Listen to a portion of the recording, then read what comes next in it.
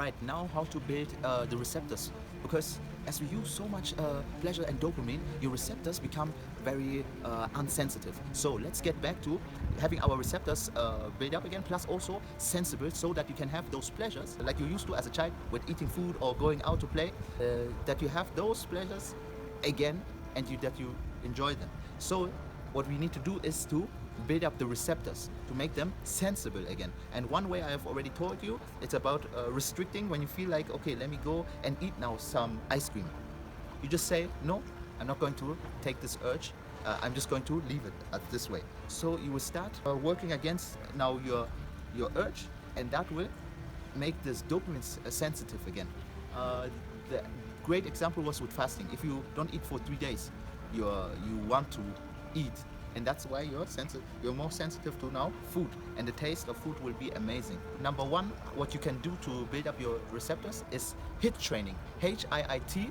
Number two is social media fasting, where you don't watch any TV, no YouTube and all those stuff, no TikTok. Number three, intermittent fasting, where you stop eating for a period of time. Cold shower. This is how to increase dopamine. Meditation can increase up to 65% your dopamine.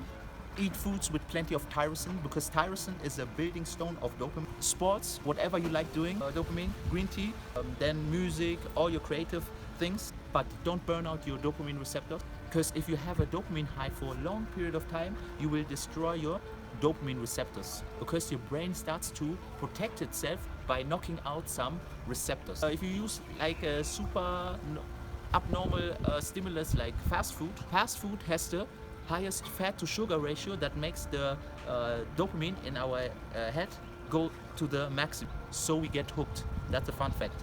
Internet also kills your receptors. Just limit the use. If you use it to just escape, then you will also kill the receptors.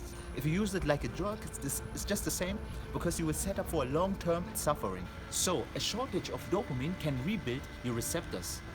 So even if you are on this dopamine repairing cycle, and you find out new things and you don't get the excitement like you used to from new things, then your dopamine is still unbalanced. So you just need more time, so that your brain can balance again your dopamine levels. So if you're an alcohol addict, or if you're a drug addict and you're coming out of, most experts say that no less than 90 days, so 3 months, you can expect a lift in mood. So minimum 90 days. So again, through high intensity training like the HIIT training, you will increase, of course, dopamine, but at the same time you will also sensitive. Hi. You make the dopamine sensitive.